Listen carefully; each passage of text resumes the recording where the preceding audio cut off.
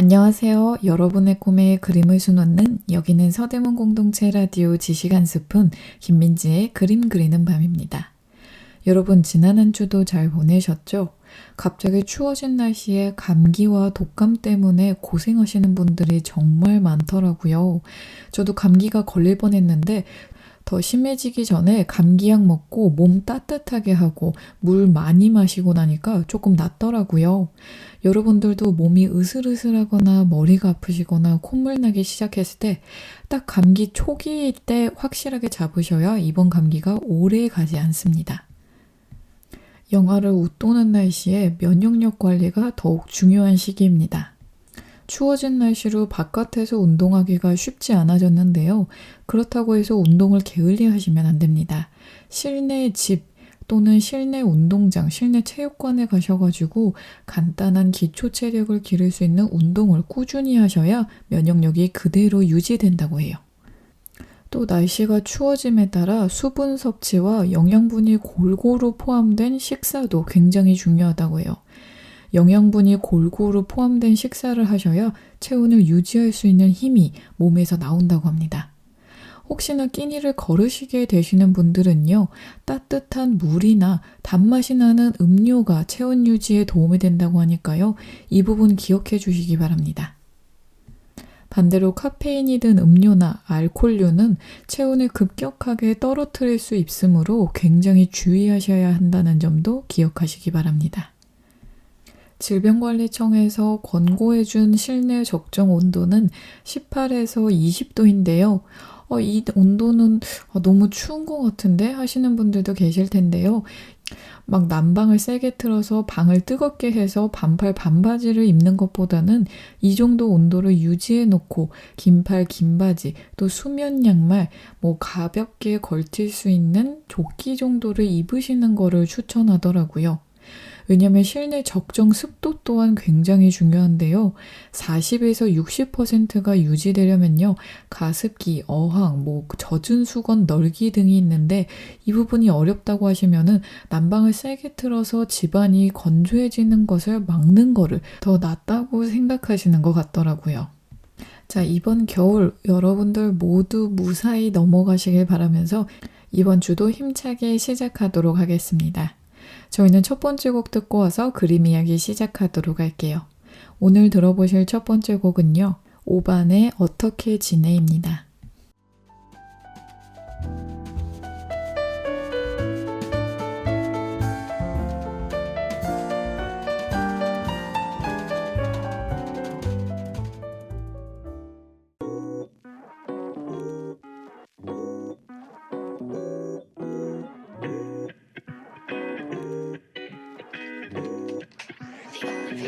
어떻게 지내 식상한 말이 내 가사가 될 줄 몰랐어. 얼마 안 됐네 지나온 날이 다 알아도 그립더라고. I still need you, I need you, still need you, I need you.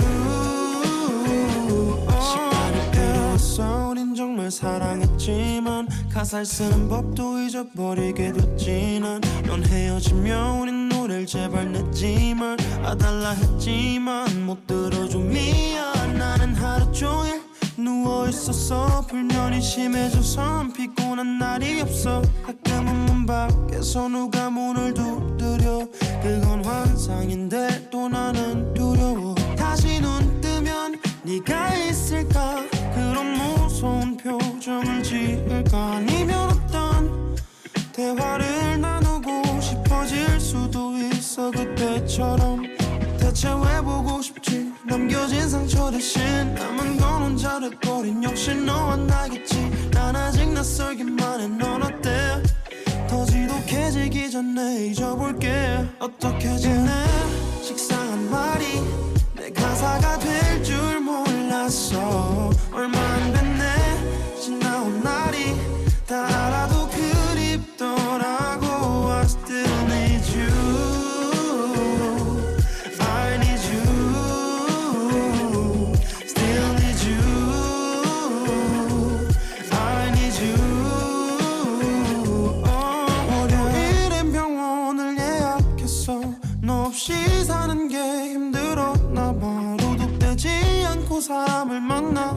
너도 알겠지만 오봉이도 데려왔어. 너무 그리워 하지 않더라의 범인은. 난 약을 먹었지만 아닐 거야. 별일은 자전거를 타고 어디론가 가려면 난 너와 간 곳 보는 게 좀 그럴 뿐이야. 여기저기 아닌 사람에게는 원하고 흉터가 된 상처는 더 이상 아프지가 않잖아. 그래서 널 그리 나와. 이제 눈물이 나와. 널 다치게 하지 않을 순 없었을까. 만약 나 때문이었다면 다 나 때문. 어떻게 지내?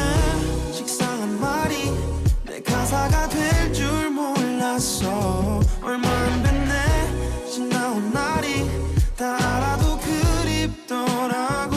I still need you. I need you.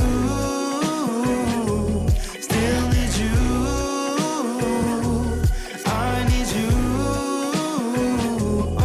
널 이렇게 망가지게 한 게 나인 건 아닐까. 내가 이렇게 망가지 다니 대체 왜 병원에 다닐까. 널 이렇게 망가지게 한 게 나인 건 아닐까. 내가 이렇게 망가지 다니 대체 왜 병원에 다닐까. 여러분의 꿈에 그림을 수놓는 여기는 서대문 공동체 라디오 지시간 스푼 김민지의 그림 그리는 밤입니다. 방금 듣고 오신 첫 번째 곡은요. 오반의 어떻게 지내였습니다. 자, 오늘 그림 이야기의 주인공은 과연 누구일까요? 짐작하신 분들도 계실 텐데요. 저희가 지난주에 반고흐 전시를 알아보면서 반고흐에 대해서 이야기하다가 못다한 이야기들이 많이 남아있는데요.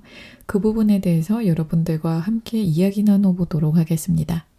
지난주 방송을 못 들으신 분들도 계시기 때문에요.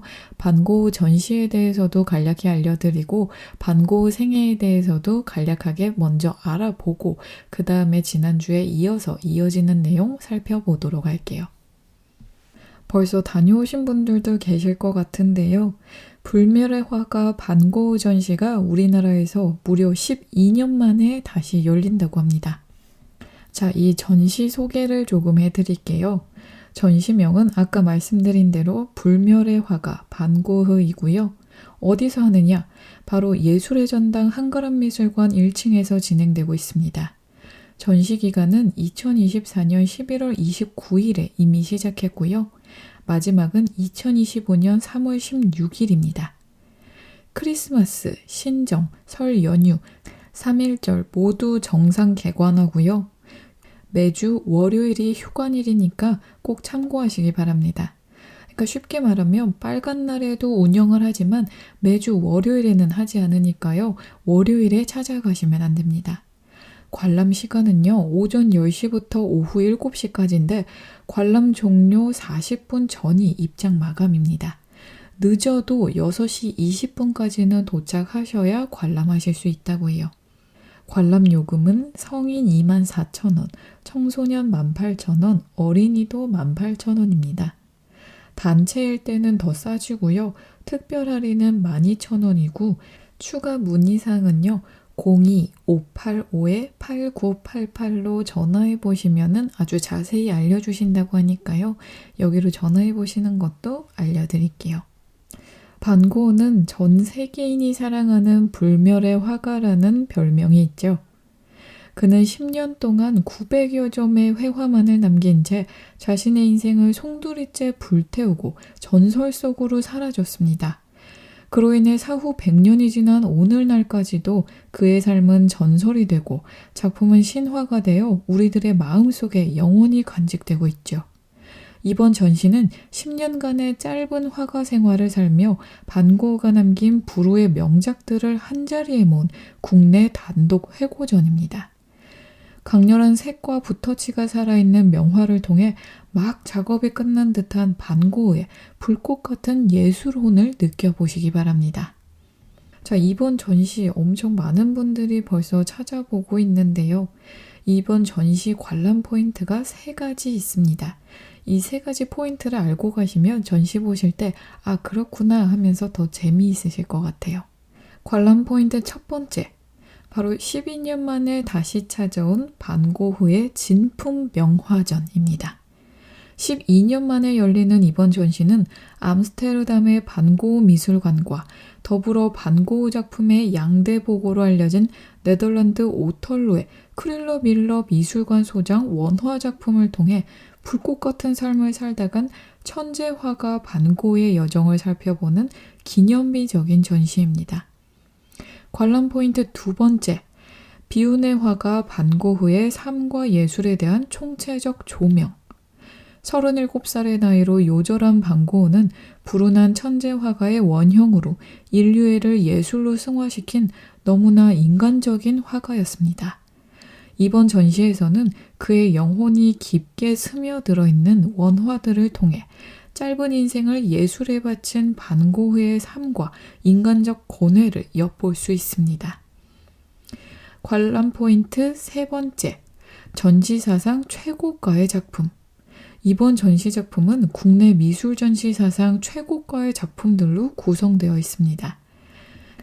특히 민중을 이끄는 자유의 여신을 그린 프랑스 미술사의 대가 외젠 들루크루아의 작품을 모사한 착한 사마리아인은 반고흐가 생레미 지역의 정신병원에서 병마와 사투를 벌이며 그린 작품으로 반고흐의 최고가 작품 중 한 점으로 꼽힙니다. 와, 저도 여러분들께 설명드리고 있으니까요. 정말 빨리 가서 보고 싶다는 생각이 드네요. 저도 아직까지 못 갔거든요.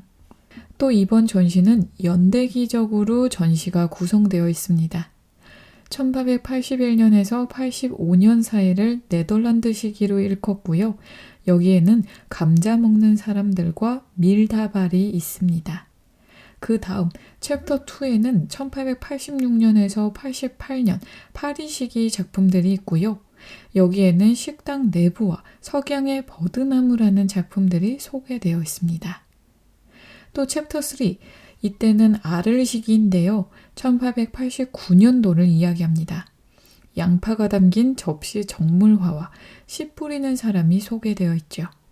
챕터 4, 이때는 생레미 시기 1889년부터 90년도의 작품을 일컫고요.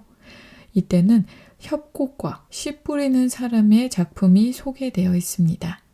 챕터 5, 오베르쉬르 우아즈 시기라고 불리며 1890년도 작품을 이야기해요. 여기에는 젊은 여인의 초상이 소개되어 있습니다. 이렇게 보기 쉽게 연대기적으로 구성이 잘 되어 있으니까요. 여러분들도 꼭 이 부분 참고해서 관람해 주시면 좋겠습니다. 저희는 여기서 노래 한 곡 듣고 다시 만나도록 할게요. 이번에 들어보실 곡은요. 엑소의 12월의 기적입니다.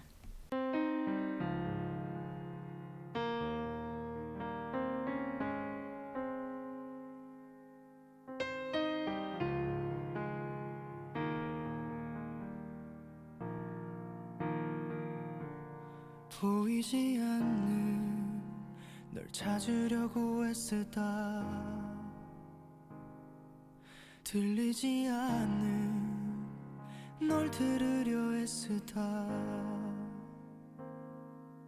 보이지 않던 게 보이고 들리지 않던 게 들려 너 나를 떠난 뒤로 내겐 없던 힘이 생겼어 늘 나밖에 몰랐었던 이기적인 내가 yeah. 네 맘도 몰라줬던 무심한 내가 이렇게 이렇게도 달라졌다는 게 나조차 믿기지 않아. 네 사랑은 이렇게 계속 날 움직여. 난 생각만 하면 세상을 너로 채울 수 있어. 넌 송이 하나가 네 눈물 한 방울이니까. 단 한 가지 못하는 것은 널 내게로 오게 하는 일. 이 초라한 초능력 이젠 없었으면 좋겠어. 늘 나밖에 몰랐었던 이기적인 내가 네 맘도 몰라줬던 무심한 내가 이렇게도 달라졌다는 게 나조차 믿기지 않아. 네 사랑은 이렇게 계속 날 움직여. 시간을 멈춰 내게 돌아가. 추억의 책을 너의 페이지를 열어. 난 그 안에 있어. 너와 함께 있는 것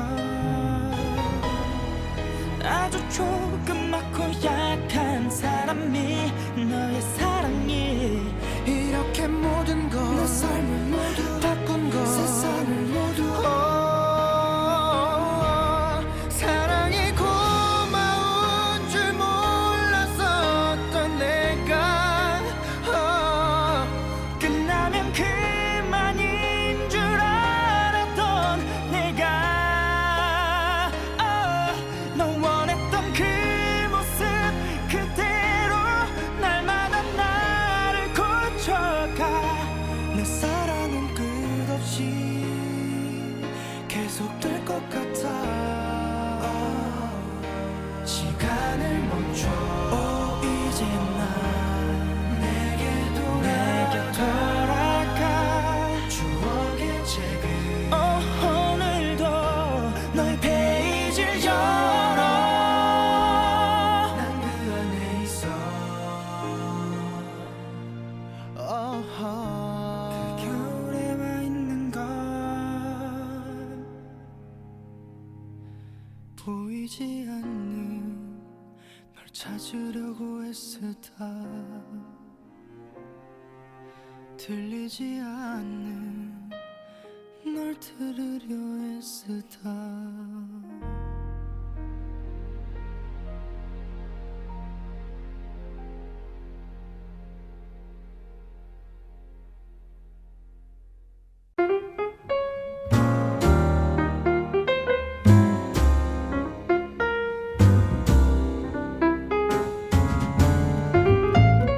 허전한 마음에 지식 한 스푼.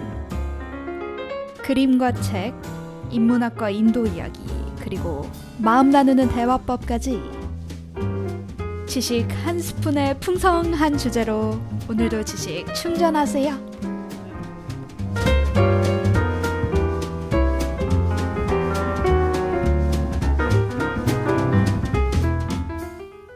여러분의 꿈에 그림을 수놓는 여기는 서대문 공동체 라디오 지식 한 스푼 김민지의 그림 그리는 밤입니다. 방금 듣고 오신 곡은 엑소의 12월의 기적이었습니다. 자, 불멸의 화가 반고흐 전시에 대해서 알아봤으니까 저희 이제 빈센트 반 고흐가 어떤 화가였냐, 왜 이렇게 유명한가에 대해서 알아봐야겠죠? 그러려면은 반 고흐의 생애부터 짧게 알아보도록 할게요. 네덜란드 후기 인상주의 작가인 빈센트 반 고흐는 선명한 색채와 정서적인 감화로 20세기 미술에 지대한 영향을 미친 작가입니다. 그러나 사실상 반 고흐라는 이름 자체만으로도 충분한 수식어가 되기 때문에 이러한 수식어구는 아무런 소용이 없죠. 그럼에도 불구하고 반고의 삶과 작품에 대해 언급하는 이유는 넘쳐나는 현대미술을 무색해 하는 세기를 넘어선 감동을 주기 때문입니다. 그는 일생을 통해 빈번한 정신적 질환과 근심으로 고통을 겪었으며 37살의 나이에 권총 자살로 생을 마감했죠. 살아있는 동안에는 거의 알려지지 못했고 사후에 돼서야 반고우라는 사람이 알려졌는데요. 반고우는 현대미술의 토대를 형성하는 데 빼놓을 수 없는 중요한 작가입니다. 그는 어릴 적부터 그림을 그리기 시작한 많은 작가들과는 달리 20세 후반까지 그림을 그리지 않았습니다. 유명한 작품들은 거의 생애 마지막 2년 동안 그려진 작품들이라고 해요. 반고우는 900여 점의 회화 작품, 1100여 점의 드로잉과 스케치 등 총 2000여 점의 작품을 남겼습니다. 그의 수많은 자화상을 비롯하여 풍경화, 초상화, 그리고 해바라기 등은 세계에서 가장 비싼 작품들로 각종 기록을 갱신하고 있죠. 반고우는 1853년 3월 30일 네덜란드 남부에서 태어났습니다. 그의 아버지 테오도로스 반고우는 독일 개혁교회의 목사였는데요. 빈센트는 그의 할아버지의 이름을 따랐는데 이처럼 아버지 혹은 할아버지의 이름을 따르는 것이 당시에는 이상한 일이 아니었습니다. 빈센트 반고우는 가족에게 매우 흔한 이름이었죠. 그의 할아버지는 1811년에 라이덴 대학에서 신학 학위를 받았습니다. 또한 할아버지는 6명의 아들이 있었고 그중 반고우가 센트 삼촌이라고 언급한 빈센트를 포함하여 3명이 아트 딜러였습니다. 이렇듯 반고우의 집안은 미술과 종교 이 두 가지의 직업으로 대를 잇고 있었는데요. 반고우의 동생 테오도로스는 1857년 5월 1일에 태어났으며 그 외에도 남동생 코와 3명의 여동생이 있습니다. 반고우의 남동생 테오는 그의 형이 어떻게 해야 작품을 더 잘 그릴 수 있고 사람들에게 알려질 수 있는지 등 정말 많은 부분에서 지원을 아끼지 않았는데요. 그런 남동생 테오가 있었기에 지금의 반고우가 더 유명해진 거 아닌가 싶습니다. 어린 시절의 반고우는 진지하고 조용하고 생각이 깊은 아이였다고 해요. 그는 어른이 되었을 때조차 가족 곁을 떠나는 것을 괴로워했는데 1866년 9월 15일 틸버그의 중학교에 다니면서 꽤 성공적이었던 화가 콘스탄틴이라는 미술 선생님으로부터 처음 그림을 배우기 시작했습니다. 1869년 7월에는 삼촌의 도움으로 헤이그의 아트 딜러 구필&씨의 일자리를 얻었고 구필은 반고우를 트레이닝한 후 런던으로 보내 그곳에서 일하게 했죠. 동생 테오의 아내는 이 시기가 반고우에게 가장 행복한 시기였다고 언급한 적이 있습니다. 왜 그랬을까요? 바로 반고우는 20세 때 꽤 성공적으로 일해 아버지보다 더 많은 돈을 벌어들였다고 합니다. 한편 머물고 있던 집주인의 딸 유지니 로에를 좋아하여 그의 사랑을 고백했으나 이미 다른 남자와 약혼한 그녀는 반고우의 청혼을 거절했죠. 그 무렵 그는 점점 고립되어 갔고 종교에 헌신하기 시작했습니다. 삼촌과 파리에서 아트 딜러의 일을 계속하게 되었으나 예술작품이 상품으로 취급될 수 있는 것에 대해 분노한 반고우는 4월에 직장 생활을 그만두고 말았죠. 반고우의 종교적 열성은 그가 화가라는 진정한 직업을 찾을 때까지 계속되었습니다. 가족들은 그의 신학 공부를 위해 암스테르담으로 보내 삼촌과 같이 지내도록 했죠. 1879년 1월 반고우는 벨기에의 석탄 광산마을에 임시 선교 활동을 떠났습니다. 그곳 숙소 뒤편의 임시막사에서 설교자들과 같이 생활하면서 어려움을 나누려고 했는데 그 당시 아버지의 강압으로 집에 들어오라고 해서 그 경험이 오래 가지는 못했다고 합니다. 그 후 동생 테오는 형에게 그림 그리는 것에 열중하라고 충고했고 형식적인 학교 제도를 싫어하는 반고우를 설득해 브뤼셀에 있는 로열 아카데미 오브 아트에 다니도록 주선해 주었습니다. 이 학교에 다니면서 반고는 해부학, 모델링, 그리고 원근법 등은 그림을 그리기 위해 최소한 알아야 하는 것뿐이다라고 말하기도 했습니다. 그는 그림을 통해 하느님에게 봉사하기를 원했고 하느님에게 인도하는 화가가 되기를 바랐다고 합니다. 저희는 여기서 노래 한 곡 듣고 다시 만나도록 할게요. 이번에 들어보실 곡은요. 다비치의 너에게 못했던 내 마지막 말은입니다.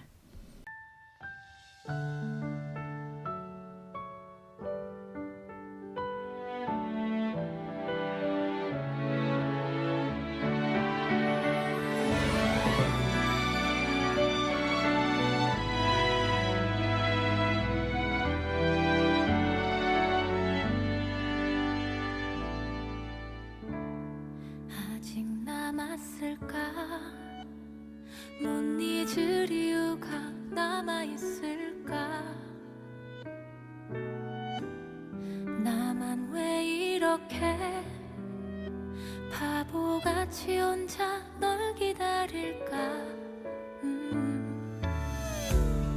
애꿎은 바람들은 말도 안 되는 네 말을 또 믿고 싶게 해 달라질 게 없는데 끝인 걸 아는데 생각이 나 그 모든 게 나 어쩌면 너에게 하고 싶은 말은 긴 밤을 지새도 아직 너를 많이 사랑한다고 이 아픈 시간이 어서 지나가기를 조금만 더 버텨볼게 나 없는 하루가 버겁긴 하지만 보고 싶은 마음 꼭 참고 하루에 하나씩 잊어볼게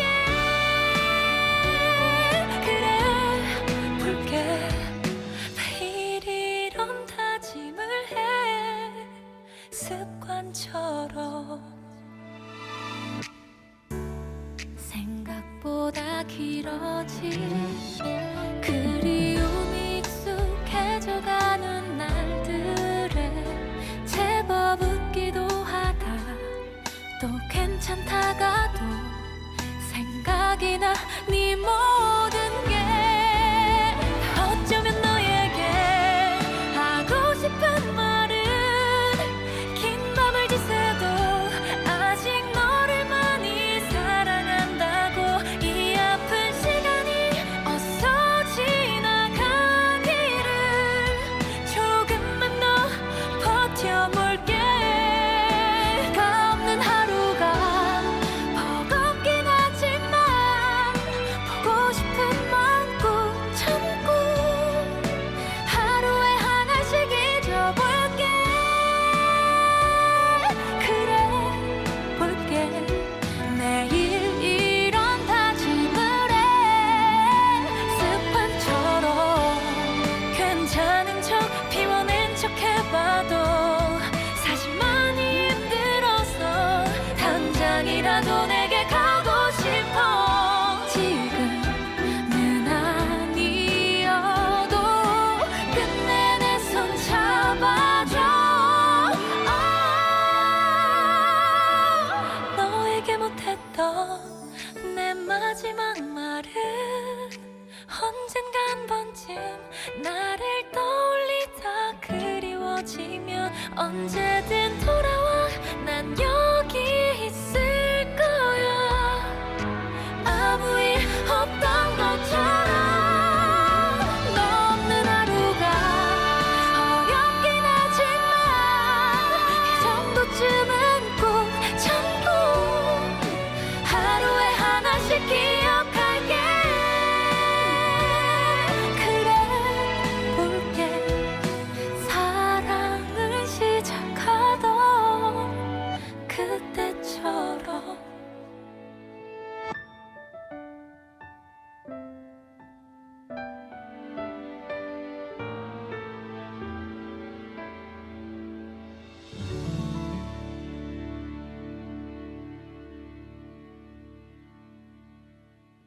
여러분의 꿈에 그림을 수놓는 여기는 서대문 공동체 라디오 지식 한 스푼 김민지의 그림 그리는 밤입니다.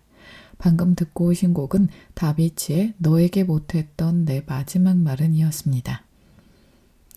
그 후 1881년 4월 반고흐는 에텐 외곽 지역으로 부모들과 함께 이사해서 그곳에서 그림을 계속 그렸고 가끔 이웃을 주제로 다루기도 했습니다. 또한 여름 내내 얼마 전 과부가 된 사촌 키보스 스트료코와 걷고 이야기하면서 많은 시간을 보냈는데 그녀에게 점점 마음이 갔던 반고흐, 그녀에게 프로포즈를 하고 말았죠. 그런데 아까 말씀드린 대로 사촌지간이잖아요. 그래서 가족들도 반대하고 그 여성분도 반대했기 때문에 반고흐는 또 여기서 좌절하고 말았다고 합니다. 그 후 누에넨에서 반고흐는 열심히 드로잉 공부를 했죠. 말 아이들에게 돈을 주어 새 둥지를 가져오게 하여 그렸으며 배 짜는 사람들의 스케치를 많이 했습니다. 1884년 가을 반고흐보다 10살이나 많은 이웃집 딸인 마고 베기만은 종종 그가 그림 그리는 곳을 따라다녔다고 해요. 그녀는 반고흐를 진심으로 사랑했죠. 그리고 열정적이진 않았지만 그녀에게 보답하기 위해 반고흐도 결혼을 결심했는데요. 그러나 두 집안의 반대로 결혼이 이루어지지 않았고 마고는 약물 과다 복용으로 자살을 시도했다가 병원으로 옮겨져 겨우 목숨을 구하게 됐습니다. 이 사건 이후로 1885년 3월에는 아버지가 심장 발작으로 죽었습니다. 그는 큰 상실감에 빠지게 되었죠. 연이은 연애와 결혼 실패, 또 아버지까지 돌아가시고 나니 정신적으로 굉장히 힘들었을 것 같은 반고흐. 그해 봄 프랑스 파리에서 그의 작품에 처음으로 관심을 보였는데요. 당시 첫 주요 작품으로 생각되는 감자 먹는 사람들이 완성되었고 8월에 전시되었습니다. 헤이그의 러스 화랑 유리창에 전시된 이 작품은 그림 속의 농부 중 한 명에게 의해 고소당했는데 그 이후 마을의 목사는 교구민들에게 반고흐 그림의 모델이 되는 것을 금지했다고 합니다. 반고흐는 그 시기에 몇 가지 정물 시리즈를 그렸죠. 밀짚 모자와 파이프가 있는 정물, 주전자와 신이 있는 정물. 이 정물화들은 테크닉적으로 마스터된 작품들로 여겨지고 있습니다. 두 작품 모두 부드럽고 섬세한 붓터치와 세밀한 색으로 채색된 작품들이죠. 누에넨에 머문 2년 동안 그는 엄청난 드로잉과 수채화를 완성했고 거의 200여 점의 유화 작품을 제작했으나 대부분 파손되었습니다. 당시 그의 색조는 너무 어두워 후에 그의 최고작들과는 차이를 보였는데요. 반고흐가 테오에게 자신의 작품을 판매하는데 너무 소홀하다고 불평했을 때 테오는 형의 작품이 너무 어둡고 현재 유행하는 인상주의 그림이 아니라고 대답해 주었다고 합니다. 이것도 보면요. 형의 그림 활동, 작품 활동을 위해서 어느 방향이 맞는지도 제시해주고 형과 또 의논도 하고 이런 동생이 있어서 반고흐가 더 힘을 입어서 그림을 그릴 수 있지 않았을까요? 1885년 11월 반고흐는 안트워프로 옮겨 조그만 방을 빌렸는데 돈이 없어서 가난하게 먹었으며 동생이 보내준 돈은 그림 그리는 재료와 모델비로 썼습니다. 빵, 커피, 담배는 그에게 항상 필요한 것들이었죠. 1886년 2월 고흐는 동생 테오에게 편지를 썼는데 1885년 5월 이후로 따뜻한 식사를 한 것은 오직 6번 뿐이었다고 적혀 있습니다. 안트워프에 있는 동안 색채론을 공부하여 그림에 적용했고 미술관의 작품, 특히 루벤스의 작품을 보면서 시간을 보냈습니다. 카민, 코발트, 에메랄드 그린과 같은 색조의 범위를 넓힐 수 있었습니다.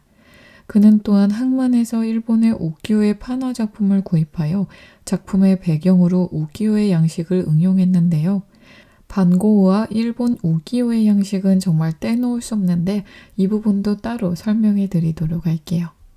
안트워프에서 반고흐는 압생트 술을 과하게 마시기 시작했습니다.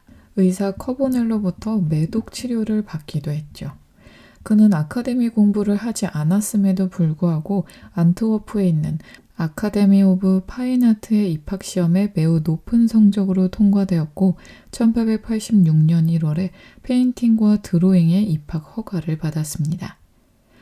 반고는 1886년 3월 페르난도 코몬의 작업실에서 그림 그리기 위해 파리로 여행을 떠났고 몽마르트에 있는 테오의 아파트에서 지냈습니다. 6월 그들은 좀 더 비탈진 곳에 큰 아파트로 옮겼죠.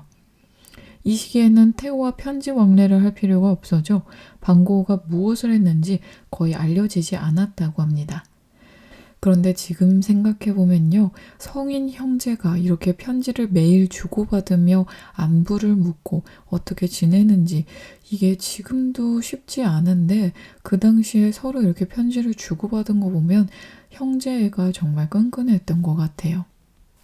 반고흐는 몽마르트의 거리와 파리의 여기저기를 돌아다니며 그림을 그렸습니다. 파리에 있는 동안 우키요의 작품을 모아 그의 작업실 벽을 장식했죠. 그는 수백 장의 판화를 모았고 그것은 페레탕기의 초상화처럼 작품의 배경으로 그려 넣었습니다. 파리에 머무는 동안 고흐는 영국, 오스트레일리안 작가 러셀과 자주 만났고 버나드, 안퀘틴, 고흐의 자상화를 그린 톨르즈 로트렉 등과도 자주 만났습니다. 그는 인상주의에 쉽게 접근할 수 있었고 1886년에 2개의 큰 새로운 전시를 열었죠. 쇠라, 신약 작품들로 구성된 전시회는 처음으로 후기 인상주의를 만들었습니다. 동생 테오 또한 그의 갤러리에 모네, 시슬리, 드가, 피사로 등 몽마르트의 인상주의 작품들을 꾸준히 모았습니다. 고흐는 아스니에르로 거처를 옮겨 신약과와 가까워졌죠. 그의 친구 버나드와 함께 고흐는 전묘주의의 요소를 받아들였습니다. 멀리서 보았을 때 캔버스에 섞인 색조로 보여지는 작은 점들로 구성하는 기법으로 보색으로 서로를 강조하죠. 그 후 1887년 폴 고갱과 반고흐가 드디어 만났는데요. 그 이야기는 저희 노래 한 곡 듣고 와서 다시 나눠보도록 할게요. 이번에 들어보실 곡은요. 볼빨간 사춘기의 우주를 줄게입니다. 커피를 너무 많이 마셨나 봐요. 심장이 막 두근대고 잠은 잘 수가 없어요. 한참 뒤에 별빛이 내리면 난 다시 잠들 순 없겠죠. 지나간 새벽을 다 세면 다시 내 곁에 잠들겠죠. 너의 품에 잠든 난 마치 천사가 된 것만 같아요. 난 그대 품에 별빛을 쏟아내리고 은하수를 만들어 어디든 날아가게 할 거야.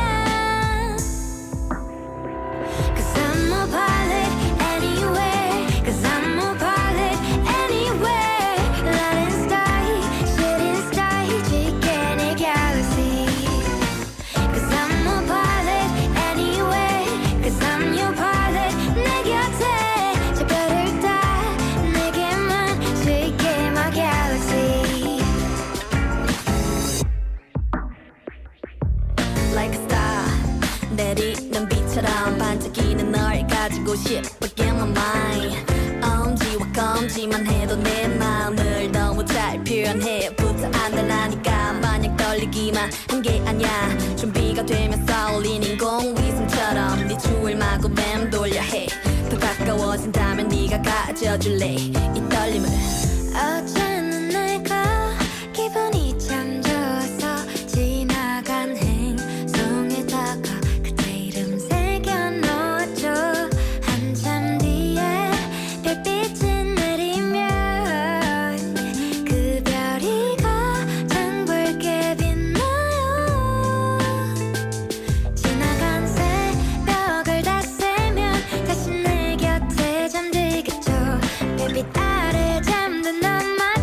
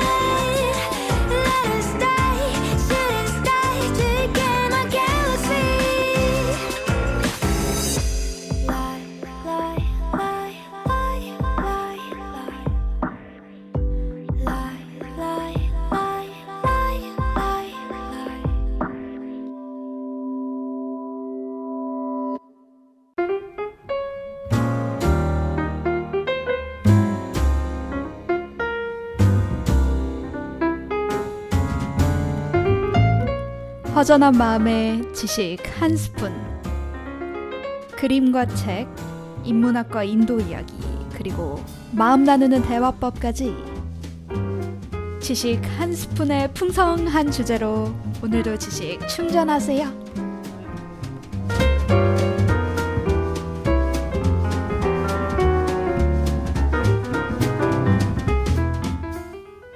여러분의 꿈에 그림을 수놓는 여기는 서대문 공동체 라디오 지식 한 스푼 김민지의 그림 그리는 밤입니다. 방금 듣고 오신 곡은 볼빨간 사춘기의 우주를 줄게였습니다. 1887년 11월 동생 테오와 반고은은 파리에 막 도착한 폴 고갱을 만나 친구가 되었습니다. 그 해가 끝나갈 무렵 그는 버나드, 안퀘틴, 로트렉 등과 함께 몽마르트의 레스토랑에서 전시회를 계획했죠. 버나드와 안퀘틴은 처음으로 그들의 작품을 팔았고 반고은은 곧 퐁타방 지방으로 출발하는 고갱과 서로 작품을 교환했습니다.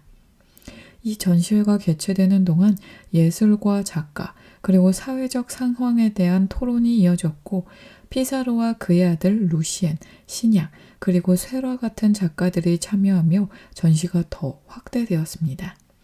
1888년 2월 파리의 생활에 지친 반고은은 이 시기 동안 그린 약 200여 점의 작품을 가지고 로트렉의 추천에 따라 남프랑스의 아를로 떠났습니다. 반고은은 충분한 휴식을 기대하며 아르에 왔습니다. 당시 그는 음주와 흡연으로 많이 쇠약해진 상태였기 때문이죠.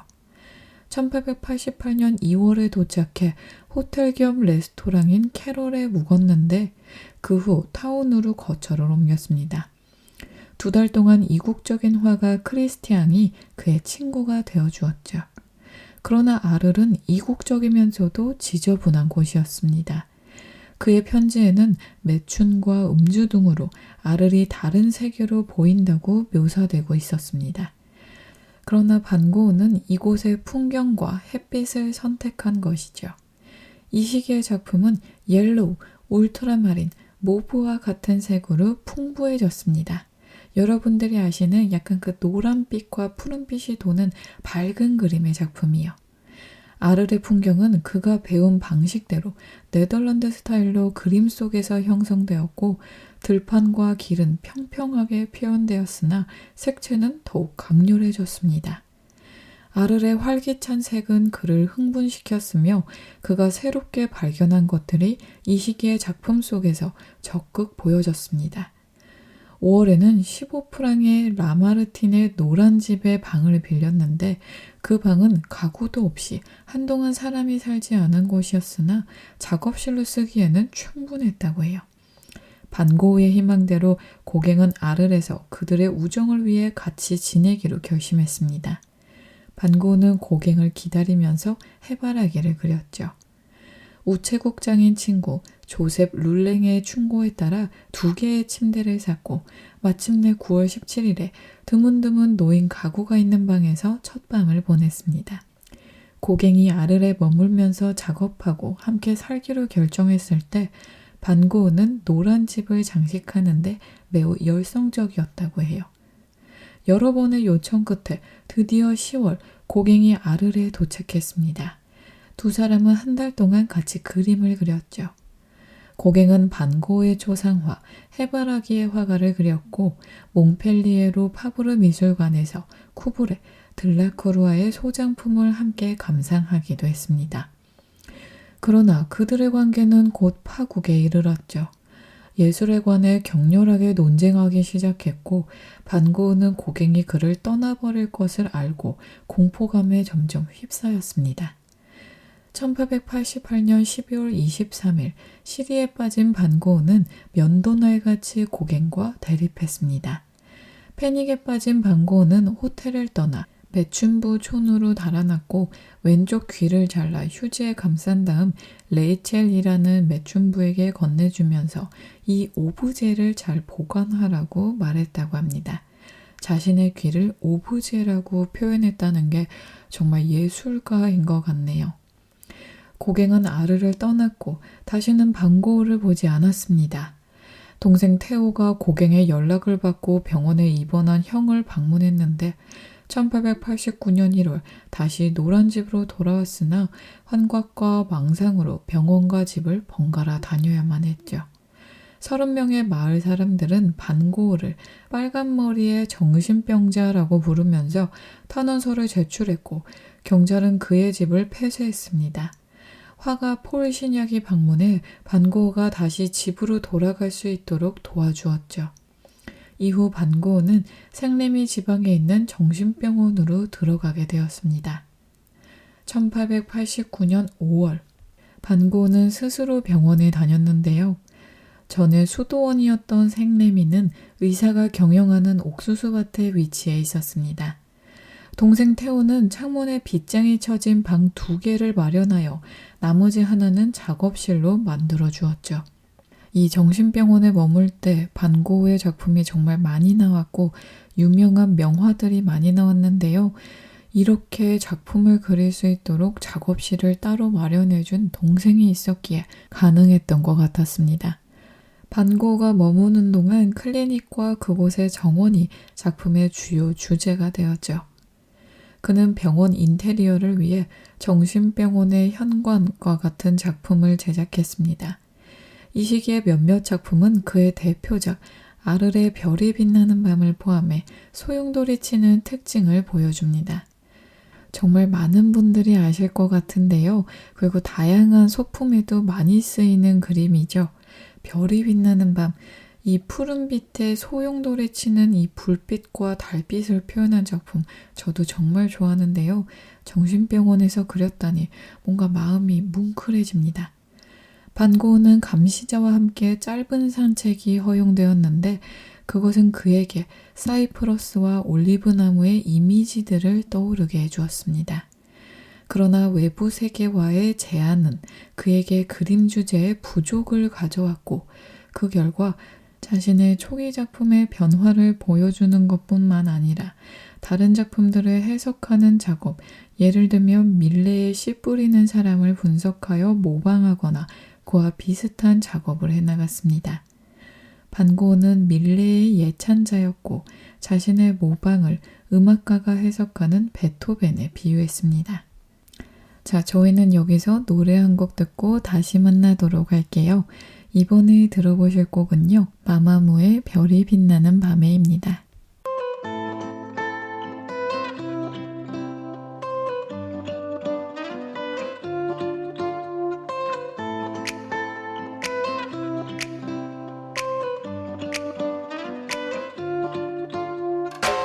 손끝이 시리더니 벌써 봄이 왔네. 꿈 같은 바람이 불어 곳곳에 여느 때와 다른 듯한 네 기분이 반가워.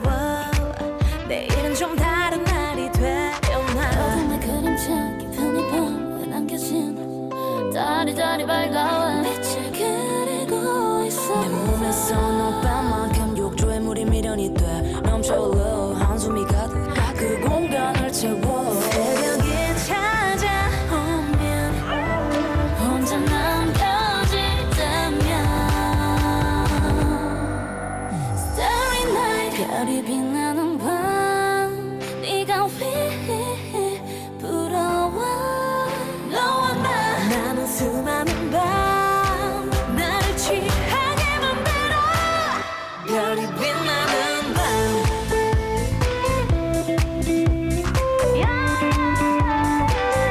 별이 빛나는 밤.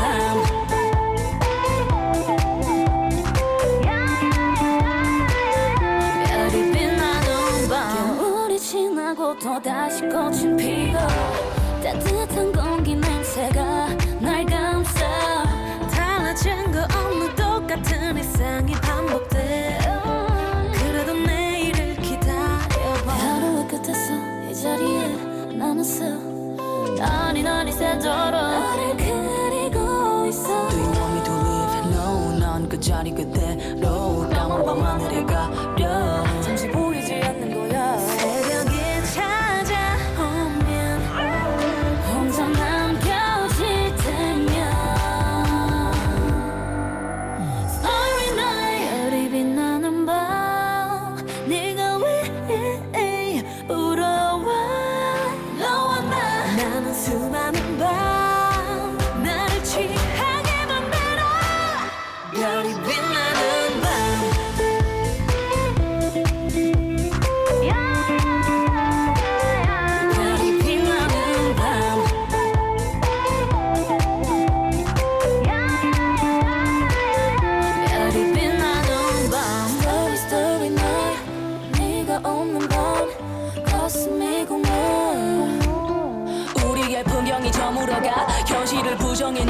마 또 네가 보여 왜 아른거려 Leave me alone 무너져가네 Starry night 별이 빛나는 밤 네가 왜 부러워 너와 나는 수많은 밤 나를 취하게 만들어 별이 빛나는 밤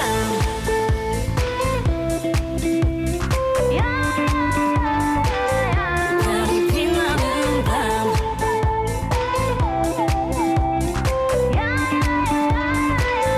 별이 빛나는 밤 여러분의 꿈에 그림을 수놓는 여기는 서대문 공동체 라디오 지시간 스푼 김민지의 그림 그리는 밤입니다.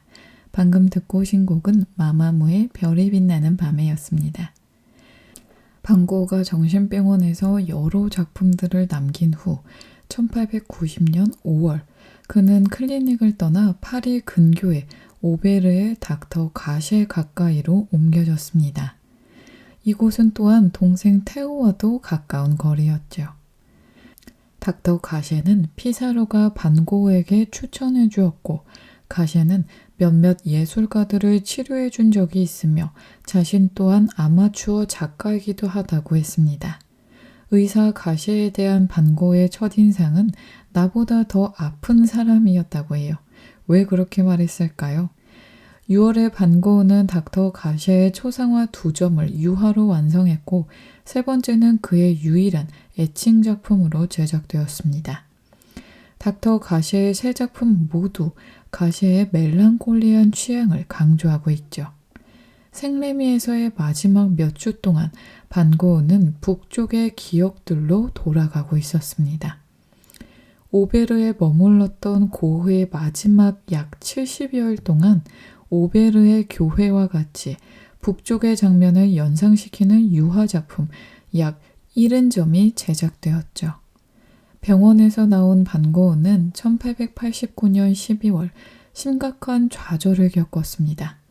비록 그가 전 인생에 걸쳐 정신적인 병으로 어려움을 겪었으나 그의 마지막 몇 년 동안 이러한 고통은 더욱 심각해지고 정말 컸다고 해요. 이 기간에 그는 그림을 그리지 않거나 그릴 수 없었고 이것은 능력의 절정에서 예술가의 좌절이 더해진 결과가 되었습니다. 반고흐의 우울증은 점점 심해졌고 1890년 7월 27일 37살의 나이로 들판으로 걸어가서 권총으로 그의 가슴을 겨냥했죠. 간신히 남아있는 힘을 가지고 자신이 얼마나 치명적인 상태인지를 알지 못한 채 자신의 집으로 되돌아갔습니다. 그는 서둘러서 도착한 동생 테오가 지켜보는 가운데 이틀 후에 숨을 거두었습니다.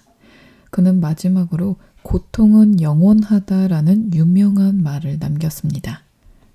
권총으로 자신의 가슴을 겨냥한 뒤에 쐈는데 그 엄청난 피가 흐르는 고통을 이끌고 자신의 집으로 갔다는 게 너무 마음이 아프고 얼마나 심각한 정신적인 스트레스와 우울감이 있었으며 그랬을까 싶기도 하네요.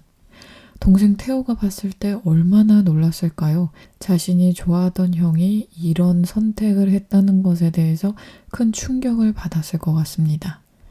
평생 동안 여러 가지 정신적 스트레스와 질환으로 고통받았던 반고흐는 37살의 짧은 나이로 생을 마감했는데요.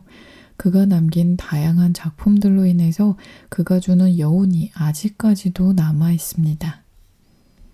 그의 생은 비록 짧았지만 그의 작품은 영원히 남아있기 때문에 불멸의 화가 반고흐라는 말이 정말 적합한 것 같아요. 자, 오늘 이렇게 반고흐 전시에 대해서 소개해드렸고 반고흐가 태어날 때부터 죽을 때까지 어떤 생애를 살았고 누구에게 영향을 받아서 어떤 작품을 그렸는지 여러분들과 이야기 나눠봤는데요. 좀 유익하고 재미있는 시간 되셨을까요? 반고흐의 정말 유명한 작품들이 많거든요.